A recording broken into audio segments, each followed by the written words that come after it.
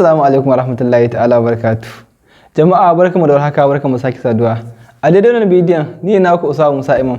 A ci gaba da kawo muku mashimman technology da wannan channel ta mu ta Duniyar IoT take kawo muku.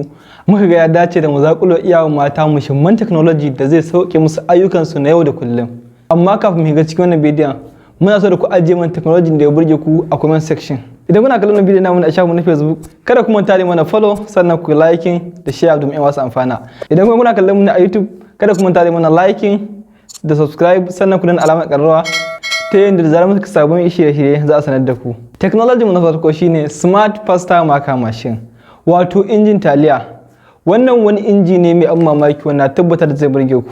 Kamar dai da muka sani a taliyar mu ta Hausa ana yin ta ne da hannu da inji, mutum zai zauna ya ta jujjuyawa har ta iyu.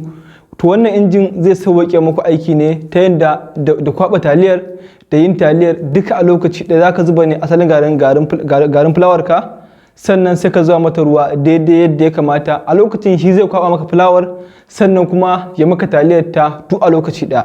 Technology mu na biyu shine Hazel Queen. Wato wannan wani technology ne wanda zai taimakawa amare da masu yin lemon juice ta yadda zai sauke musu aiki wajen yin lemon su.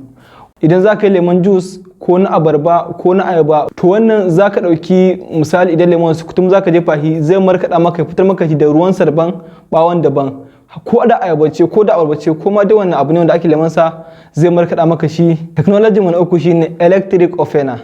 Wannan wani technology ne wanda ake amfani da shi wajen buɗe gwangwani. Wannan technology zai taimaka wa iyayenmu mata wajen yin aikinsu cikin sauƙi, musamman za ka ga a gida ana son buɗe gwangwani ko na gesha ko na tumatir ko na wani abu. Za ku ga wajen buɗe gwangwanin sai an nemo wuƙa ko wani ƙarfe. Hatta ko da an buɗe ma maybe kafin a buɗe ko a ciwo ko kuma an buɗe din ma dai yayi curka bakinsa. To wannan technology zai taimaka maka wajen fafe maka shi ba tare da ka ciwo ba ko ka sha wahala. A daidai ne muka ƙarshe wannan bidiyon. Kada ku manta idan kuna kallon mu ne a YouTube channel ɗinmu, kada ku manta da mana liking da subscribing sannan ku danna alamar ƙararrawa domin samun sabon shirye-shiryen da za mu ɗora. Idan kuma kuna kallon mu ne a Facebook, kada ku manta da mana follow da liking da share domin 'yan wasu amfana.